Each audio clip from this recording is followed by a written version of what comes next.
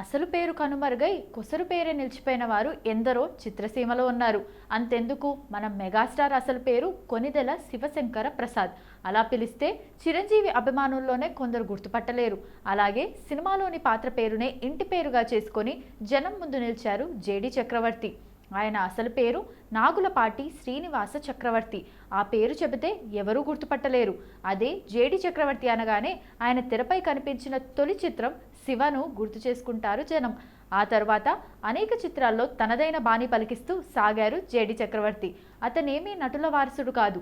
నటించాలన్న అభిలాష బలంగా ఉండటంతో అదృష్టం కలిసి వచ్చి శివ సినిమాలో జేడిగా నటించి ఆకట్టుకున్నారు. జేడి చక్రవర్తిగా జనానికి సుపరిచితుడైన శ్రీనివాస చక్రవర్తి 1970 ఏప్రిల్ 16న హైదరాబాద్లో జన్మించారు. ఆయన తల్లి డాక్టర్ కోవెల శాంత, తండ్రి Suryanarayana Rao Nagulapati. Saint George grammar స్కూల్లో చదివారు చక్రి. సిబిఐటిలో బిఈ పూర్తి చేశారు. చదువుతున్న రోజుల్లోనే చక్రవర్తి సినిమాలపై ఆసక్తి పెంచుకున్నారు. ఆ ఆసక్తితోనే శివాలో బ్యాడ్ బాయ్ జె దుర్గారావుగా నటించి ఆకట్టుకున్నారు. తర్వాత కొన్ని సినిమాల్లో రాముడు మంచి బాలుడు అన్న పాత్రలు పోషించి అలరించారు. ఆరంభంలో జేడి చక్రవర్తి తెరపై కనిపిస్తే చాలు అమ్మాయిలు రౌడీగాడు అనుకునేవారు. ఈ రౌడీ అబ్బాయే తరువాతి రోజుల్లో ఎంతో మంది మగువల కలల రేడు కూడా అయ్యాడంటే ఆశ్చర్యం కలగక మానదు.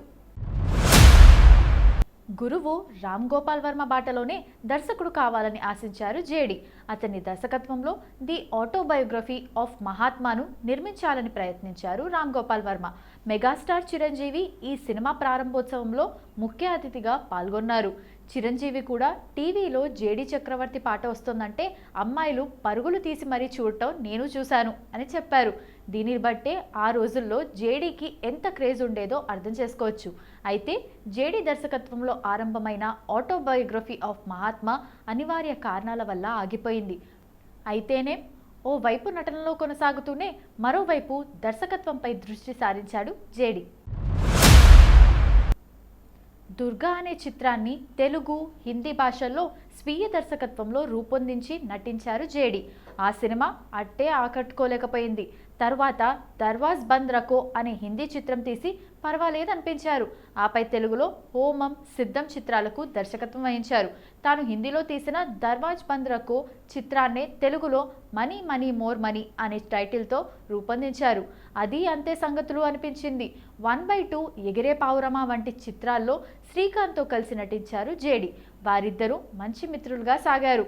తన మిత్రుడు శ్రీకాంత్తో కలిసి నటిస్తూ ఆల్ ది బెస్ట్ అనే మూవీ స్వీయ దర్శకత్వంలో తెరకెక్కించారు. అది కూడా ఆకట్టుకోలేకపోయింది. దర్శకత్వం చేయాలని ఆశించిన జేడీకి ఎందుకనో అది అంతగా కలిసి రాలేదు. అయితే జేడి చక్రవర్తి హీరోగా నటించిన గులాబీ చిత్రం ద్వారా కృష్ణవంశీ దర్శకునిగా పరిచయమయ్యారు. ఆ సినిమా మంచి విజయం సాధించింది. అనగనగా ఒకరోజు, 1/2, బొంబాయి ప్రియుడు, ఎగిరే పావురమా, నేను ప్రేమిస్తున్నాను, ప్రేమకు వేలాయరా వంటి చిత్రాలు జేడీకి విజయాలను అందించాయి. ఇక గురువు రామ్ గోపాల్ వర్మ దర్శకత్వంలో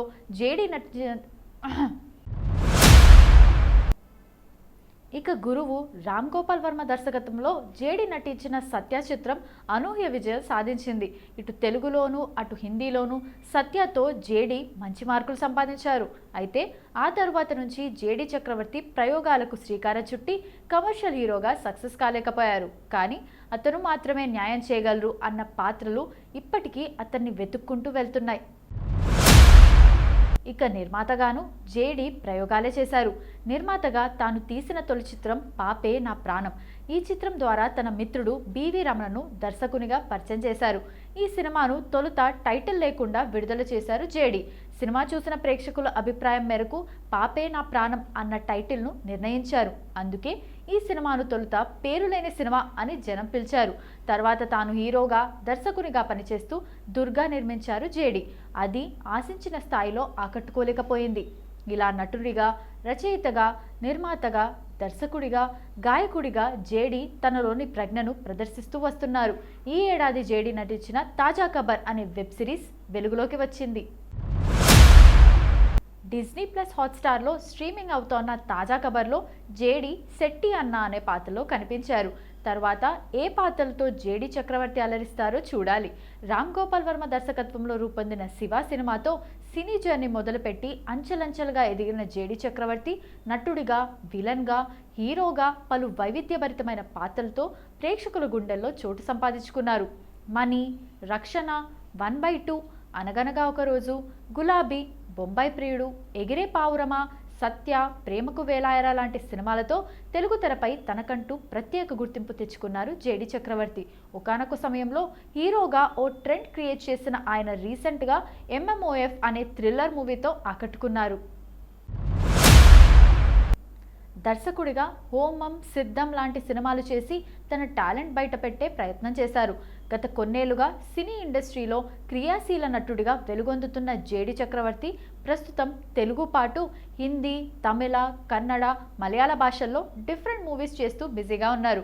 హిందీలో ఈక్వలెంట్ పార్ట్ 2, ఆయుష్మాన్ ఖురానాతో కొత్త సినిమా, దహినీతో పాటు మరో థ్రిల్లర్ సినిమా చేస్తున్నారు.